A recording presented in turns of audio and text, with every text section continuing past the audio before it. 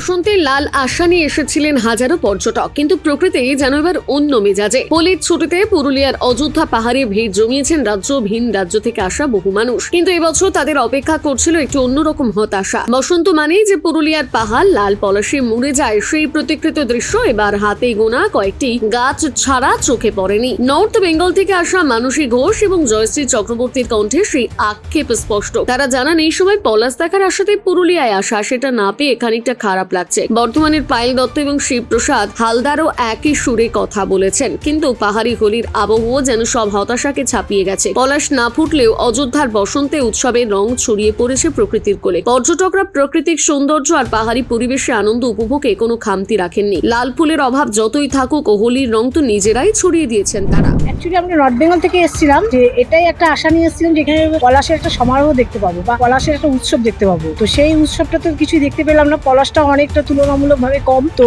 এটাই একটা হতাশ। এমনি আমার পুরুলিয়ার পরিবেশটা খুবই ভালো লাগলো এবং আমি আশা করবো এর পরের বারও আবার আসবো, যাতে আমি পলাশের সমারোহটা দেখতে পাই। আমার নাম জয়শ্রী চক্রবর্তী, আমি এসেছি নর্থ বেঙ্গল জলপাইগুড়ি।